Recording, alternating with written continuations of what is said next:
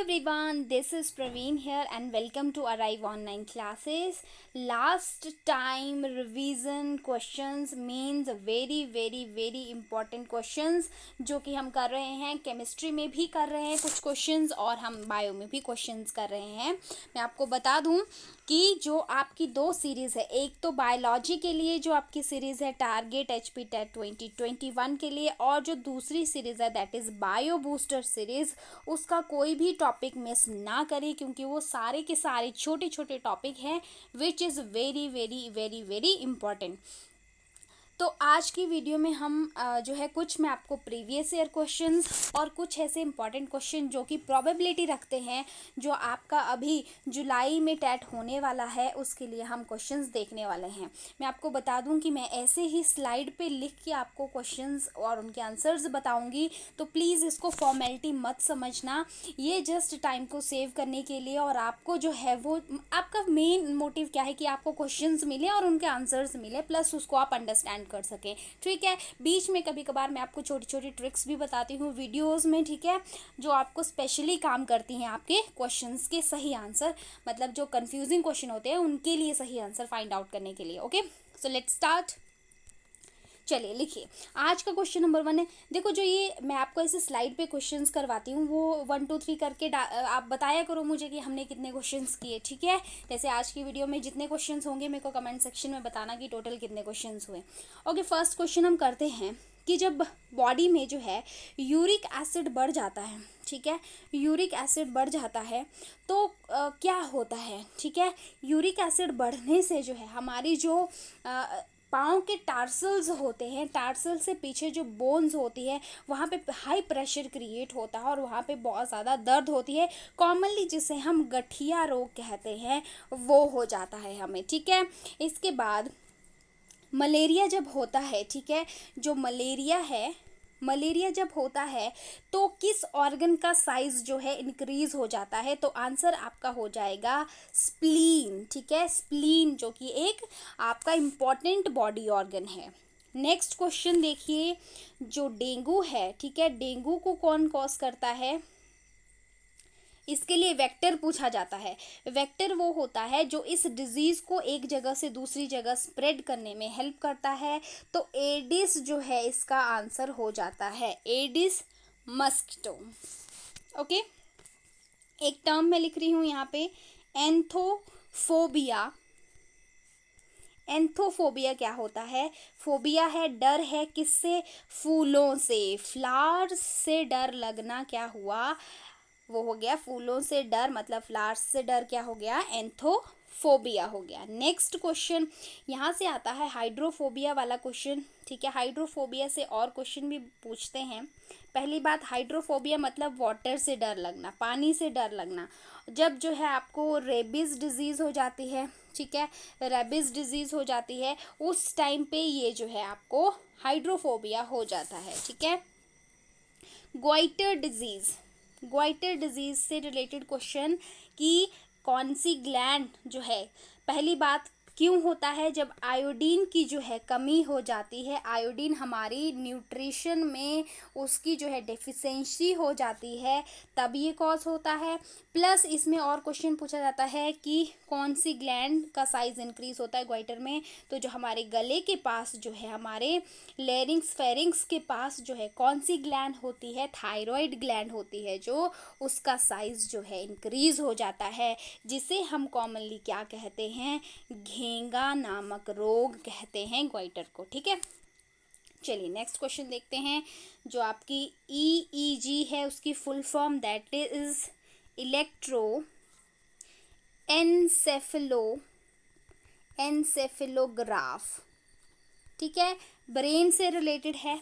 EEG आपका brain से related होता है, और ECG किससे रिलेटेड होता है बताइए ज़रा कमेंट सेक्शन में, क्योंकि ये कॉमन क्वेश्चन है ECG वाला। तो अब यहाँ पे मैं आपको बता दूँ, कोबाल्ट का जो 60 आइसोटोप है, ठीक है, आइसोटोप है, ये यूज़ होता है कैंसर के लिए। ठीक है, कैंसर के लिए, ब्लड कैंसर को डिटेक्ट करने के लिए गामा रेडिएशंस का यहाँ पे यूज़ किया जाता है।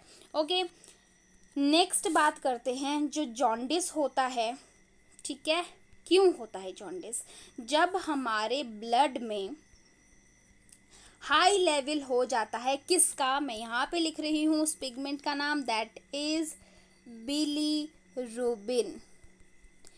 ठीक है, बिलीरुबिन कौन स्क्रीट करता है बिलीरुबिन को? तो लीवर स्क्रीट करता है। मैं आपको बता दूं कि लीवर हमारा एक ऐसा ऑर्गन है जो बाइल जूस स्क्रीट करता है। ये जो बाइल होता है इसमें बहुत सारी चीज़ें होती हैं जिसमें से बिलीरुबिन एक इम्पॉर्टेंट है। बिलीरुबिन और एक और है प्लस यहाँ पे बिलीवेरिडिन लिखो, बिलीवेरिडिन। ये दो जो है इम्पॉर्टेंट पिगमेंट होते हैं। बिलीवेरिडिन आपका ग्रीन कलर्ड पिगमेंट होता है और बिलीरुबिन आपका येलो कलर्ड पिगमेंट होता है। इसी बिलीरुबिन की वजह से जो फीसेस होती है, जो एक्सक्रीटा है, जो पॉटी का कलर होता है वो येलो होता है और बिलीवेरिडिन जो है वो ग्रीन कलर पिगमेंट देता है बॉडी के कुछ पिगमेंट्स को। ठीक है, बिलीरुबिन का जब अमाउंट बॉडी में बढ़ जाता है तो जॉन्डिस होता है, पीलिया हो जाता है इस पीले रंग की वजह से। ठीक है, नेक्स्ट क्वेश्चन देखते हैं। जो बीसीजी आपकी एक वैक्सीन है, बीसीजी का टीका है, वो किसके लिए लगाया जाता है? टीबी के लिए। टीबी कौन कॉज करता है? बैक्टीरिया, कौन सा? माइकोबैक्टीरियम। माइकोबैक्टीरियम, आगे इसकी स्पीशीज है ट्यूबरकुलोसिस। ठीक है, ओके, नेक्स्ट देखते हैं। एड्स कौन कॉज करता है? एड्स से सबको पता ही है ये क्वेश्चन, बट एक और इम्पॉर्टेंट क्वेश्चन मैं बताती हूँ। एचआईवी वायरस इसको कॉज करता है। एचआईवी कहाँ अटैक करता है? हमारे बॉडी के इम्यून सिस्टम पे। ठीक है, इम्यून सिस्टम पे। इम्यून सिस्टम की जो टी हेल्पर सेल्स होती हैं, याद रखना, टी हेल्पर सेल्स पे अटैक करता है। ठीक है, ओके, नेक्स्ट देखते हैं important question, that is H5N1 जो आपका वायरस है ये क्या कॉज करता है? ये करता है बर्ड फ्लू। और इसी की तरह एक और क्वेश्चन पूछा जाता है, दैट इज H1N1, तो ये करता है आपका स्वाइन फ्लू। ठीक है, दोनों ही इम्पॉर्टेंट क्वेश्चन है, आप नोट कर लीजिए। ठीक है, ओके, नेक्स्ट क्वेश्चन, पोलियो कौन कॉज करता है? पोलियो और उसमें जॉन्डिस, पीलिया में नहीं होना कंफ्यूज बिल्कुल, है ना। तो इसका नाम है पोलियो, इसको मिटालिस, पोलियो मिटालिस भी बोलते हैं। एक मिनट, मिटालिस मैं फिर से लिख देती हूँ, पोलियो मिटालिस। ठीक है, स्पेलिंग देख लेना मिटालिस की। ठीक है, अब ये जो पोलियो होता है ये भी कहीं ना कहीं हमारे नर्वस सिस्टम को अफेक्ट करता है, एकदम कमज़ोरी आ जाती है। और जो हमारे रीढ़ की हड्डी होती है, ठीक है, वर्टिब्रल कॉलम होती है, उसके टिश्यूज़ को भी ख़राब करता है। और ये जो पोलियो होता है इससे पैरालिसिस का भी खतरा रहता है। ठीक है, ओके, नेक्स्ट क्वेश्चन देखते हैं। ओके, एक सेकेंड, जो आपका कोर एलिमेंट है, कोर एलिमेंट ऑफ हीमोग्लोबिन, ये मैं पहले भी करवा चुकी हूँ क्वेश्चन, दैट इज आयरन। ठीक है, आयरन होता है कोर एलिमेंट उसका। ठीक है, नेक्स्ट क्वेश्चन देखते हैं। हार्ट वाले क्वेश्चन बहुत आते हैं, चैम्बर्स ऑफ हार्ट के। तो ह्यूमन का 4 चैम्बर होता है, जो कि जितने भी मैमल्स हैं, ठीक है, मैमल्स हैं उन सबका 4 चैम्बर होता है। बर्ड्स जो हैं, ठीक है, बर्ड्स आते हैं आपके क्लास एव्स में, तो इनका भी 4 चैम्बर्ड हार्ट होता है। 3 चैम्बर्ड होता है रेप्टाइल का। इनमें जो है रेप्टाइल में जो है आपकी एक्सेप्शन है कौन सी? एक तो क्रोकोडाइल, एक सेकेंड, क्रोकोडाइल, क्रोकोडाइल का कम्प्लीटली 4 होता है क्रोकोडाइल भी क्या, रेप्टाइल है। ठीक है, क्रोकोडाइल का कम्प्लीटली 4 होता है। एक जो है कॉकरोच का कई बार पूछते हैं, कॉकरोच का जो हार्ट है वो 13 चैम्बर्ड होता है, नोट कर लीजिए। हनी बी का लिख लो, हनी बी अर्थ्रोपोड है, एक कॉकरोच भी अर्थ्रोपोड है। हनी बी का जो है वो 5 चैम्बर्ड हार्ट होता है। ठीक है, स्नेक का कितना होगा? स्नेक क्या है, एक रेप्टाइल है, तो क्या होगा, ऑब्वियसली 3 चैम्बर्ड। फ्रॉग का पूछा जाता है, फ्रॉग क्या है आपका, एम्फीबियन है, एम्फीबियन। ठीक है, एम्फीबियन ऐसे एनिमल्स होते हैं जो वाटर में प्लस टेरिस्ट्रियल लैंड सरफेस दोनों पे रहते हैं। तो इसका कितना चैम्बर्ड होता है? 3 चैम्बर्ड होता है। एम्फीबियंस ऑफ प्लांट किंगडम किसको बोलते हैं, ये भी बहुत बार क्वेश्चन पूछा गया। तो जो मॉसिस होती हैं, मतलब जो आपके ब्रायोफाइट्स होते हैं, ठीक है, ब्रायोफाइट्स, ठीक है। एक क्वेश्चन में आपको और मेरे माइंड में आ रहा है, देखो आपको पता है वेस्कुलर टिश्यू जो है प्लांट में जाइलम प्लस फ्लोएम को मिला के बनता है, ठीक है। और इसमें से मैं आपको बता दूं, जो टेरिडोफाइट्स होते हैं, टेरिडोफाइट्स ये फर्स्ट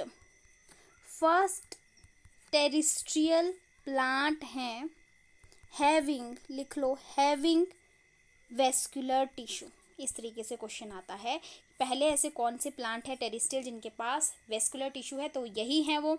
और पहले ऐसे प्लांट है टेरिडोफाइट्स, टेरिडो पहले ऐसे प्लांट्स हैं जिनके पास ट्रू जो है लीफ होती है, स्टेम होती है और रूट्स होती हैं students. Okay okay, right. Next बात करते हैं, नेक्स्ट इज लॉक जॉ के बारे में पूछा जाता है। लॉक जॉ डिजीज़ किसको हम बोलते हैं, तो ये होती है आपकी टेटेनस, ठीक है, टेटनस। नेक्स्ट क्वेश्चन इज कि ऐसी कौन सी फिश है, पहली बात फिश जो है सुपर क्लास पाइसिस से बिलोंग करती है, पाइसिस सुपर क्लास है, इसकी आगे 2 क्लासेस होती हैं, है ना। अभी रिसेंटली मैंने क्लासेस ऑफ कॉर्डेटा पे वीडियो बनाया हुआ है। एक होती है आपकी कौन सी, कॉन्ड्रिक थाइस फिश, दूसरी होती है आपकी ऑस्टिक थाइस फिश, ठीक है, पूरा नाम यहाँ पे नहीं लिख पा रही हूँ। तो ये है कार्टिलेजिनस ये वाली, और नीचे वाली ये हैं बोनी फिशेस। सारे करेक्टर्स हम वहाँ पे कर चुके हैं। नेक्स्ट क्वेश्चन बताऊँ अगर आपको, तो जो आपकी 12 पेयर है ये किस कौन सी नर्व होते हैं, दूसरा होता है 31 पेयर्स, है ना। ये दोनों क्वेश्चन जो है बहुत कंफ्यूज करते हैं कई बार। 12 पेयर होते हैं आपके क्रेनियल नर्व्स के, और ये होते हैं आपके स्पाइनल नर्व के। तो क्रेनियल नर्व कहाँ होती हैं, आपकी ब्रेन में, क्रेनियल कैविटी में, और स्पाइनल कॉर्ड में क्या होगा, आपकी जो स्पाइनल कॉर्ड होगी उसमें आपकी 31 पेयर्स होते हैं। तो स्पाइनल कॉर्ड काफ़ी लंबी होती है तो ज़्यादा पेयर्स उसमें होंगे, तो याद रखना 31 वाले पेयर्स स्पाइनल कॉर्ड में होते हैं। ये ट्रिक आपको ज़रूर काम करेगी। थोड़े से क्वेश्चन मैं ब्रेन से बताऊँ जो बार बार पूछे जाते हैं, तो लिखिए, पहली बात, आपका जो ब्लड प्रेशर है उसको कौन कंट्रोल करता है, तो जो हाइंड ब्रेन का मेडुला पार्ट है, मेडुला ऑब्लोंगेटा, वो ब्लड प्रेशर कंट्रोल करता है। साथ में ये मेडुला जो है रेस्पिरेशन को भी कंट्रोल करता है। वेरी इंपॉर्टेंट क्वेश्चन, ठीक है। नेक्स्ट, हमारी बॉडी का जो इक्विलिब्रियम है, जैसे अब मैं बैठी हूँ, मैं लिख रही हूँ, ऐसा थोड़ा मैं बैठी हूँ और गिर जा रही हूँ, इक्विलिब्रियम मेंटेन है मेरी बॉडी में, वो कौन करता है, वो करता है आपका सेरेबेलम। सेरेबेलम हमारे सबसे पीछे वाले हाइंड ब्रेन, ठीक है, हिंड ब्रेन बोलो या हाइंड ब्रेन का पार्ट होता है आपका सेरेबेलम, ठीक है। और क्वेश्चन यहाँ से मैं आपको बताती हूँ, देखो लार्जेस्ट पार्ट ब्रेन का कौन सा है, लार्जेस्ट पार्ट लिख लो, largest part of brain, brain की बात कर रही हूँ, तो यहाँ पे आपका लार्जेस्ट पार्ट ऑफ ब्रेन हो जाएगा दैट इज सेरेब्रम, जो कि 4 ब्रेन का पार्ट होता है ना। हमारे ब्रेन में कितनी लोब्स होती हैं, 4 लोब्स होती हैं, ठीक है, 4 मेन भाग होते हैं, 4 लोब्स होते हैं। कौन कौन सी लोब्स होती है, देखो मैंने एक ट्रिक आपको बताती हूँ। I am going for PT, going for PT, okay. तो यहाँ पे FOPT, ठीक है, यहाँ पे आपको याद रखना है, F से आपके होगी फ्रंटल लोब, O से हो जाती है ऑसिपिटल लोब, यहाँ से हो जाती है पेराइटल लोब, एंड T से हो जाती है टेम्पोरल लोब। लिख लो, ये 4 लोब्स हैं आपकी जो ब्रेन में प्रेजेंट होती हैं, ठीक है। नेक्स्ट एक क्वेश्चन रहता है, thermostat of human body, thermostat of human body किसे कहा जाता है, जो हमारे टेम्परेचर को बैलेंस करने का काम करता है, मेंटेन करने का काम करता है, दैट इज हाइपोथैलेमस, हाइपोथैलेमस को बोलते हैं हमारे ब्रेन के। हाइपोथैलेमस जो है मिड ब्रेन का पार्ट हमारा रहता है, और कई बार जो है हाइपोथैलेमस को फोर ब्रेन का पार्ट भी कंसीडर किया जाता है। ठीक है, तो यहाँ पे मैं आपको बोलूँगी कि हाइपोथैलेमस आप क्या कंसीडर करो, फोर ब्रेन का पार्ट कंसीडर करो, फोर ब्रेन का। ठीक है, अब चलिए मैं आपको और बताती हूँ इसमें। जो आपका हाइपोथैलेमस है, ठीक है, इसको क्या कहा जाता है, इसको कहा जाता है मास्टर ग्लैंड। ये किसका, मास्टर ऑफ मास्टर ग्लैंड है। तो ये मास्टर ग्लैंड कौन सी हुई, सबको पता है, दैट इज पिट्यूटरी ग्लैंड।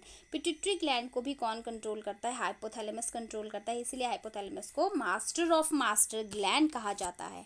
ठीक है, ये जो हाइपोथैलेमस है ये और क्या क्या कंट्रोल करता है, जैसे आपको भूख लग रही है, टेम्परेचर इंक्रीज हो रहा है, प्यास लग रही है, ऐसी चीज़ों को हाइपोथैलेमस कंट्रोल करता है। आप अपनी भाषा में इसको लिख लो जैसे भी आपको नोट्स बनाने हैं। ठीक है, लिवर की स्टडी को क्या कहते हैं, स्टडी ऑफ लिवर, उसको क्या कहते हैं, लिखो, that is हिपैटोलॉजी। हिपैटोलॉजी, hepato word is related with, always related with liver. Renal word related होता है किडनी से, कार्डिक वर्ड रिलेटेड होता है हार्ट से, और आपका सिफेलिक वर्ड रिलेटेड होता है ब्रेन से। एक और वर्ड होता है that is, one second, that is pulmonary, जैसे pulmo word is related with your lungs. ठीक है, चलिए और क्वेश्चंस देखते हैं। जीन्स जो हैं, आर्टिफिशियल जीन सबसे पहले इंडिया में किसने बनाया था, आर्टिफिशियल बोल रही हूँ मैं, आर्टिफिशियल जीन, तो किसका नाम आपको याद रखना है, हरविंद खुराना। ठीक है, हरविंद खुराना का आपको नाम याद रखना है। ठीक है, नेक्स्ट क्वेश्चन करते हैं। फ्रॉग में रेस्पिरेशन किस चीज़ से होती है, तो स्किन और लंग्स दोनों से होती है। लंग्स से होने वाली रेस्पिरेशन को हम पल्मोनरी रेस्पिरेशन बोलते हैं, स्किन से होने वाली रेस्पिरेशन को हम क्यूटेनियस रेस्पिरेशन बोलते हैं। ठीक है, ट्रैकियल रेस्पिरेशन इंसेक्ट्स में होती है। ओके, ये सब आपको याद रखना है।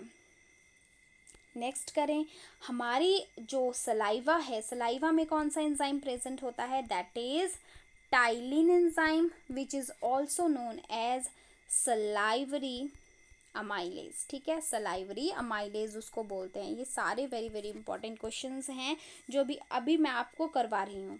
ओके, विटामिन ए कहाँ स्टोर होती है हमारी बॉडी में, लीवर में।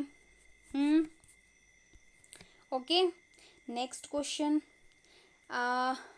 मुझे याद करना पड़ेगा। हाँ, स्कल बोन आपको आता, कई बार पेपर में आया हुआ है, स्कल की टोटल बोन्स 29 होती हैं अगर आप पूरा काउंट करोगे, जिसमें से फेशियल बोन भी पूछ लेता है कई बार, फेशियल बोन्स का नंबर कितना होता है, तो 14 होता है। क्रेनियल बोन्स, क्रेनियल खोपड़ी ऊपर होगी जो है ना, सर के ऊपर, क्रेनियल बोन्स कितनी होती हैं आपकी, ये होती हैं 8। और ईयर ऑसिकल्स, ईयर बोन्स जिनको हम कह सकते हैं, तो 3 + 3, 3 एक कान में 3 दूसरे कान में, ये होगी टोटल 6। और एक होती है स्कल में हाइयोइड बोन, है ना, हाइयोइड बोन, इसका नंबर 1 होता है। तो टोटल कितनी हुई देखते हैं ज़रा, 14 + 6 + आपकी 8 + 1, देखो ज़रा, हाँ, टोटल होगी आपकी 29। तो स्कल में कितनी बोन होती हैं, टोटल 29, जिसमें से 14 कौन सी हैं आपकी फेशियल बोन्स, ईयर वाली बोन्स, ये आपकी आ गई क्रेनियल बोन, और आ गई हाइयोइड बोन। स्टूडेंट, मैं आपको एक और क्वेश्चन बताती हूँ हाइयोइड बोन का। ये एक ऐसी बोन है जो किसी भी दूसरी बोन से जो है वो अटैच्ड नहीं होती है। ये हमारे कार्टिलेज नहीं, सॉरी, लिगामेंट होते हैं जो टंग के रीजन से वहाँ पे अटैच्ड होती है। अब मैं आपको बताऊँ बोन्स को, ये भी क्वेश्चन बहुत बार, एक बोन है दूसरी बोन से कनेक्टेड है, किससे अटैच होती है, और बोन जो है मसल से भी अटैच्ड होती है। एक बोन दूसरी बोन से जुड़ी होती है थ्रू लिगामेंट, है ना, और बोन मसल्स से जुड़ी होती है थ्रू टेंडन। ये क्या है, आपके टिश्यू के नेम है स्टूडेंट्स, ये क्या है, टिश्यूज के नेम है, विच इज़ वेरी इंपॉर्टेंट, बहुत बार पूछे गए ये क्वेश्चंस हैं, ठीक है। चलिए तो आगे मूव करते हैं। नेक्स्ट आपको बताऊं तो बोन से ही कुछ क्वेश्चन मैं बता देती हूँ। वर्टिब्रल कॉलम में जो सबसे ऊपर वाली बोन होती है, जो हमें जैसे हमें बोलना है हाँ जी, हमें बोलना है हाँ जी, तो हम गर्दन हिलाते हैं, यस करते हैं। तो यस बोन किसको बोलते हैं? यस बोन सबसे ऊपर वाली जो बोन होती है हमारी वर्टिब्रल कॉलम में, उसको बोलते हैं, उसका नाम है एटलस, ठीक है। एटलस की ये फर्स्ट वर्टिब्रा है हमारा। सेकंड वर्टिब्रा आ जाता है इसके साथ एक्सस, ठीक है। कई बार इसको भी पूछ सकते हैं कि सेकंड कौन सा है, उसका नाम है एक्सस। टोटल कितने वर्टिब्रल कॉलम में हड्डियां होती हैं? टोटल होती हैं 33, जिसमें जो लास्ट वाली होती हैं उसमें 5 जो है फ्यूज करके एक बनाती हैं, ठीक है। सैक्रम और कॉक्सिल में 4 जो है फ्यूज करके एक बनाती हैं, ठीक है। तो उसका नंबर रिड्यूस हो जाता है, इनको जो है टोटल एक ही कंसीडर कर लिया जाता है। वैसे ये फ्यूजन होता है 5 और 4 बोन्स का। फिर रिब्स में, हड्डियों में रिब्स वाले क्वेश्चन पूछते हैं, कितने पेयर होते हैं रिब्स के? तो जो है वैसे तो 12 पेयर्स होते हैं, और 13th जो है किसी किसी में होती है। वैसे गोरीला में होती है, गोरीला रिब बोलते हैं इसीलिए इसको, जो 13 पेयर होता है, ये याद रखना है आपने। ये मैं रिब्स पे अलग से वीडियो भी करवा चुकी हूँ, ठीक है। इसके बाद देखो क्या होता है, जब बॉडी में विटामिन डी की कमी हो जाती है, विटामिन पी हो गया ये, तो विटामिन डी की कमी हो जाती है, तो क्या होता है, हमारी जो रिब्स होती हैं वो कुछ उनकी अरेंजमेंट गड़बड़ हो जाती है, और उस कुछ चेस्ट का साइज अलग हो जाएगा, चेस्ट अलग तरह की हो जाएगी, उसको हम क्या बोलते हैं? पिजन चेस्ट, ठीक है। जब विटामिन डी की कमी हो जाती है, लो हो जाती है, ठीक है। अब यहाँ पे जो रिब्स होती हैं, रिब्स जो है आगे से एक नोकीली सी हमारी हड्डी होती है, उससे जुड़ी होती है इस तरीके से, ऐसे रिब्स लगी होती है। बैकवर्ड आपकी लगी होंगी, वो किससे? बैकवर्ड वर्टिब्रल कॉलम से ऐसे हमारे वो पेयर्स होते हैं, है ना। तो ये जो बोन है इसका नाम है स्टर्नम। लिख लो क्या है इसका नाम, है फुल नेम लिख देती हूँ, स्टर्नम पॉइंटेड बोन। हमारी बॉडी की एकमात्र ऐसी हड्डी जो नुकीली होती है, दैट इज स्टर्नम। और ट्रू रिब्स का नंबर, ट्रू रिब्स पूछ लेते हैं। ट्रू का नंबर है आपका 7 पेयर्स, बोल रही हूँ मैं 7 पेयर्स। और फॉल्स रिब्स का नंबर आप पूछ लिया जाता है, दैट इज 3 पेयर। तो 7 8 9 10 हो गए, 11 12 2 बचते हैं। तो ये तो फ्लोट करती हैं, मतलब कि वो ये बैकबोन है, बैकबोन से तो जुड़ी होती हैं पीछे से, लेकिन आगे फ्लोट ही करती हैं, आगे किसी से भी कनेक्टेड नहीं होता। कौन सा पेयर? जो लास्ट के 2 पेयर्स होते हैं, that is 11th and 12th, तो इनको बोलते हैं हम फ्लोटिंग रिब्स। तो फ्लोटिंग रिब्स 4 हुई, पेयर में पूछा तो 2 पेयर हो गए, ठीक है। ये आपको याद रखना है, ओके। अब क्या क्वेश्चन बताऊँ मैं आपको? चलिए नेक्स्ट। एकदम से मेरे माइंड में भी क्वेश्चन नहीं आते हैं, प्लांट वाले पोर्शन से बताती हूँ थोड़ा सा। चलो, फाइलोटेक्सी, फाइलोटेक्सी पूछा जाता है। Phyllo word is related with leaves, ठीक है।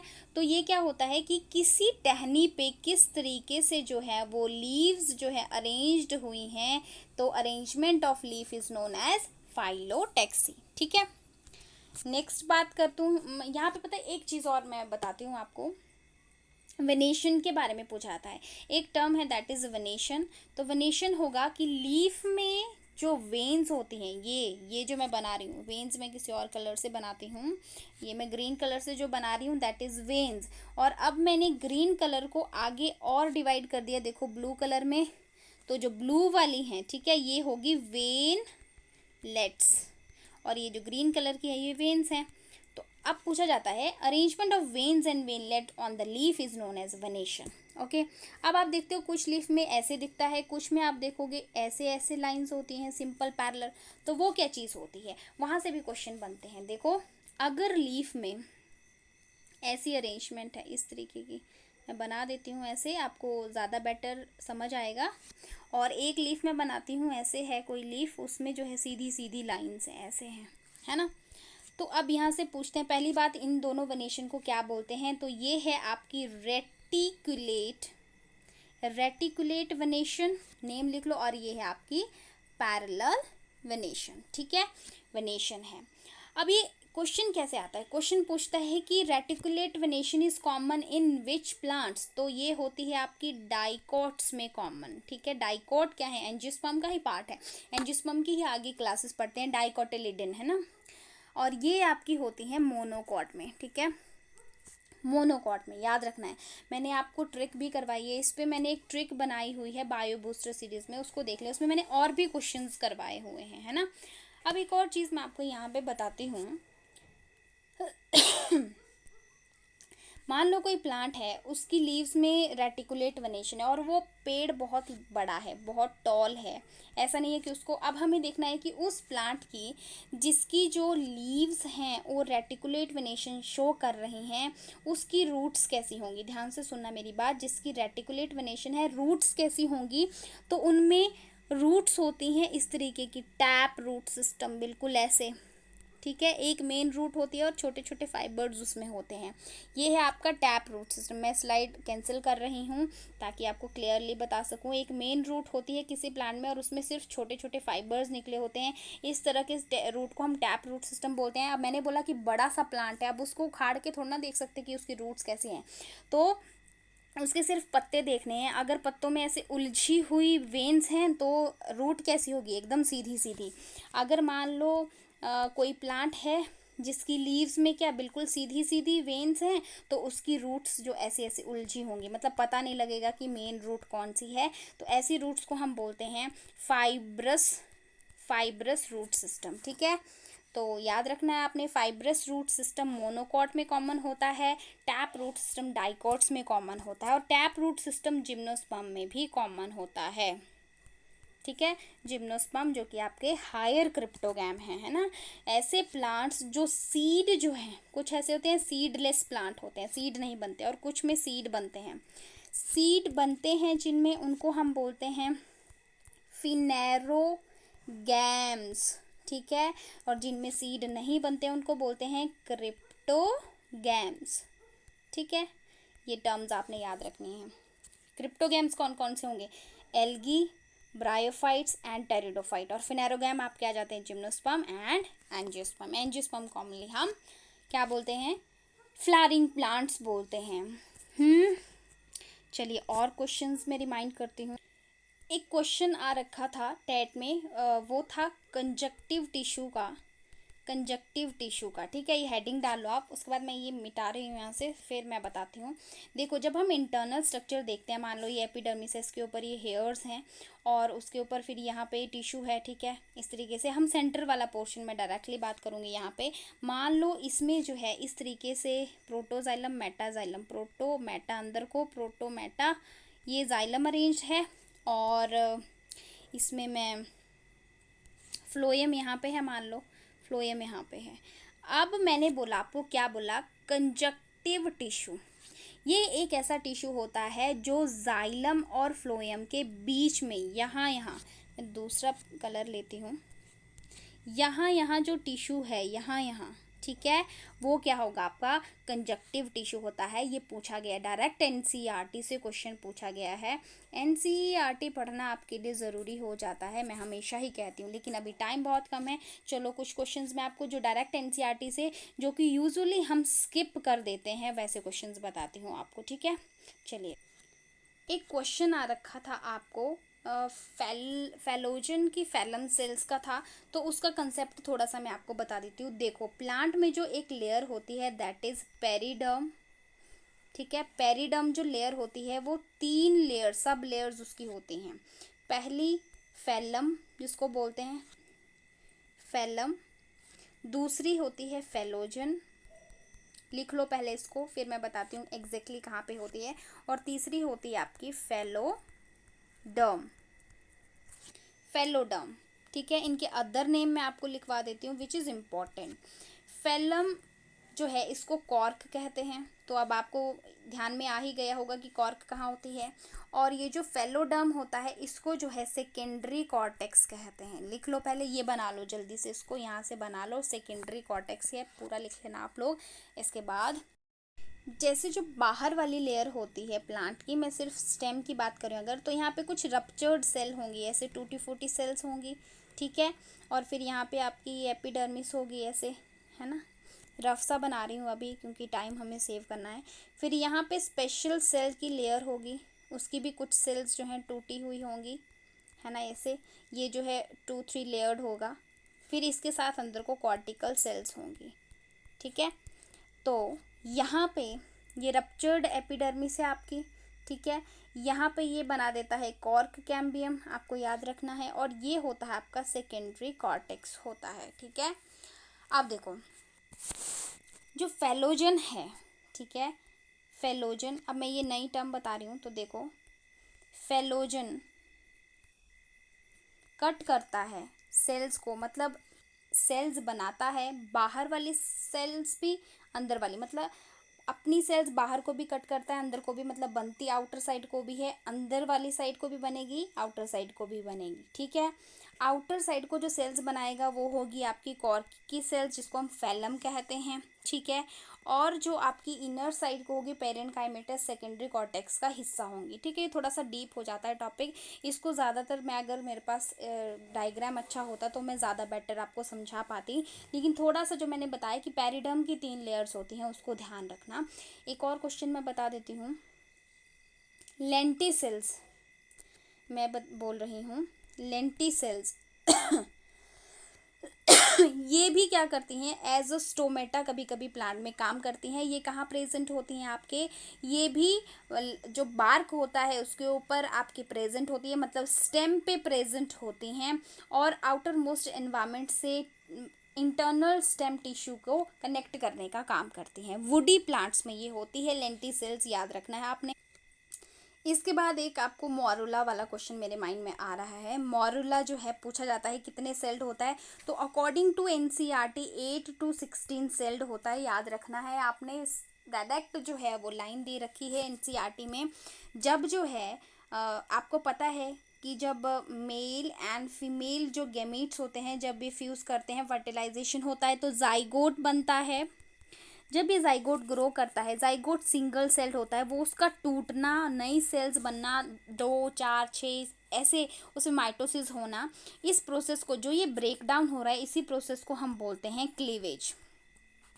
और क्लीवेज फर्स्ट जो सेल डिवीज़न होता है आपके एम्ब्रियोनिक स्टेज का, ठीक है।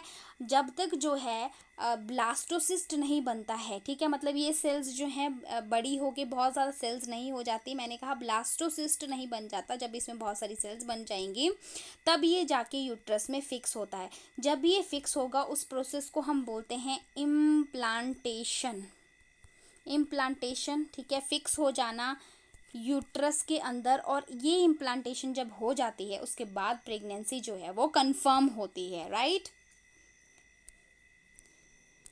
यहाँ पे मुझे और क्वेश्चन याद आ रहा है जो कि रिलेटेड है आपके इसी से, ह्यूमन रिप्रोडक्शन से। रिलैक्सिन हार्मोन जो है, रिलैक्सिन हार्मोन आपका कब, जब जो है आपके मायोमीट्रियम जो लेयर है यूट्रस की, उसमें जो है वो कॉन्ट्रैक्शन होनी होती है और फिटस को बॉडी से बाहर आना होता है, उस टाइम ये रिलैक्सिन काम करता है। और इसके साथ जो है ऑक्सीटोसिन जो है, ऑक्सीटोसिन जिसको हम और क्या कहते हैं, बर्थ हार्मोन के नाम से जानते हैं। ये क्वेश्चन आता है कि बर्थ हार्मोन किसको बोलते हैं, ऑक्सीटोसिन को बोलते हैं। साथ में मैं बता दूं, मैंने इस पे सेपरेट वीडियो बनाया है ऑक्सीटोसिन एंड प्रोलैक्टिन पे। एक है आपका ऑक्सीटोसिन, दूसरा है प्रोलैक्टिन। अब देखो इनसे क्वेश्चन कंफ्यूजिंग कैसे आता है, कई बार आएगा क्वेश्चन, अगर आएगा कि which hormone helps in the synthesis of, ठीक है, सिंथेसिस ऑफ, क्या बोला, सिंथेसिस ऑफ मिल्क। एक तो ये आ गया सिंथेसिस ऑफ मिल्क, दूसरा आ गया प्रोडक्शन। प्रोडक्शन, प्रोड्यूस कौन करता है, ठीक है, हेल्प कर रहा है सिंथेसाइज करने में, तो वहाँ पे प्रोलैक्टिन उसको बनाता है। मतलब एक्चुअली पहले प्रोलैक्टिन क्या करेगा, मेमोरी ग्लैंड में, प्रोलैक्टिन हार्मोन जो है मेमोरी ग्लैंड्स में उसको बनाएगा, बनेगा वो, उसके बाद इन ग्लैंड्स में, ठीक है, मेमोरी ग्लैंड में कॉन्ट्रैक्शन करेगा। कॉन्ट्रैक्शन किसकी वजह से होगी? ऑक्सीटोसिन की। ऑक्सीटोसिन की वजह से, उसकी वजह से इजेक्शन, मिल्क इजेक्शन में वो हेल्प करता है, वहाँ से उसको बाहर निकलने में हेल्प करता है। इसलिए दोनों हार्मोन जो है वो मिल्क प्रोडक्शन, मिल्क सक्रीशन के लिए इंपॉर्टेंट होते हैं, ठीक है। एक बार वो वीडियो जाके बायो बूस्टर सीरीज में देख लें। जो फर्स्ट जो है क्लोस्ट्रम जिसको हम कहते हैं, first thick yellow coloured milk production जो होती है just after the child birth, उसको हम क्लोस्ट्रम कहते हैं। जो येलो थिक मिल्क होता है मदर का, क्या कहते हैं उसको? Colostrum. Colostrum is rich in which vitamin? तो यहाँ पे आपका आंसर हो जाता है not vitamin, that is antibody कहना था मैंने, एंटीबॉडी ए, ठीक है। रिच होता है किसमें? एंटीबॉडी ए में, और ये सिर्फ मदर मिल्क में प्रेजेंट होती है ये एंटीबॉडी, राइट।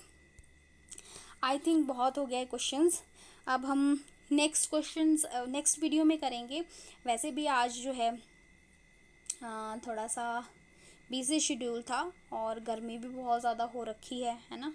और स्पेशली पता है आप लोगों को, जब मैं वीडियो प्रिपेयर करती हूँ तो मुझे अपना पंखा ऑफ करना पड़ता है। इतनी गर्मी में मुझे क्या, फ़ैन अपना ऑफ करना पड़ रहा है just to make video. Why? क्योंकि ये पंखा बहुत साउंड करता है।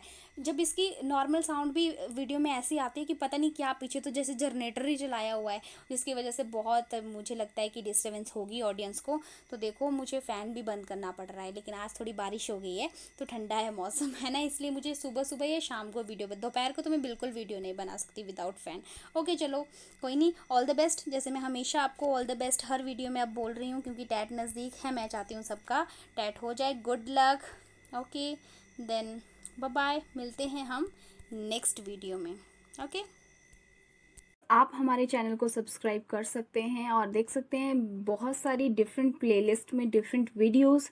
जैसे कि मैं आपको यहाँ बता दूं कि हमने टॉप 100 एनसीईआरटी क्वेश्चन की सीरीज़ जो है, जिसमें क्लास वाइज, ये क्लास +2 के लिए सीरीज़ सेपरेट है, जिसमें हम बहुत सारे चैप्टर्स कर चुके हैं और अपकमिंग डेज में नेक्स्ट चैप्टर भी कंप्लीट कर लेंगे।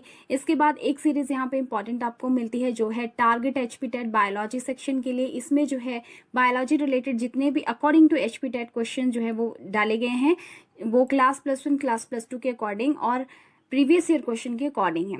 एक रीसेंट हमने सीरीज शुरू की है, that is target HP TET chemistry section, और इसमें भी इंपॉर्टेंट केमिस्ट्री के बेसिक्स जो है वो रहते हैं।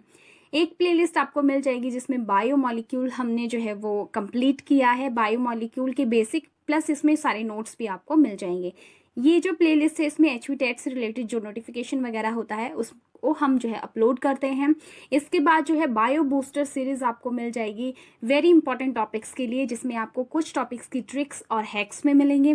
इसके बाद बायोलॉजिकल क्लासिफिकेशन को हम कंप्लीट कर चुके हैं, सारे इंपॉर्टेंट क्वेश्चन विद नोट्स आपको इसमें मिल जाएंगे। क्लास +1 की टॉप 100 एनसीईआरटी की सीरीज आपको मिल जाएगी, जिसमें जो है हम काफ़ी ज़्यादा चैप्टर कंप्लीट कर चुके हैं क्लास +1 से भी। किंगडम एनिमेलिया के लिए सेपरेट एक वीडियो जो है वो प्लेलिस्ट आपको मिल जाएगा, जिसमें हमने कोर डेटा की क्लासेस को अभी डिस्कस नहीं किया है, रेस्ट हमने सारे के सारे फाइलम्स उनसे रिलेटेड क्वेश्चन जो है डिस्कस कर लिए हैं। इसके बाद HP टेट की प्रीवियस ईयर क्वेश्चन की सीरीज है, क्लास 9 की बायोलॉजी है, ठीक है। और इसके बाद आप देख सकते हैं कि इसमें आपको जो है, इसके बाद आप देख सकते हैं क्लास +2 की रिप्रोडक्शन इन ऑर्गेनिज्म की जो है वीडियोस आपको मिल जाएंगी। 10th क्लास के CBSE NCERT की जो है वीडियोस आपको मिल जाएंगी, और ह्यूमन फिजियोलॉजी सेक्शन जो है वो क्लास +1 का डिटेल्स इसमें आपको मिल जाएंगी, जो कि बहुत इंपॉर्टेंट रहता है। So these are very very important playlist for you. You can go through the channel and watch the different videos. They may be helpful for your examination. Thank you so much for watching. Bye.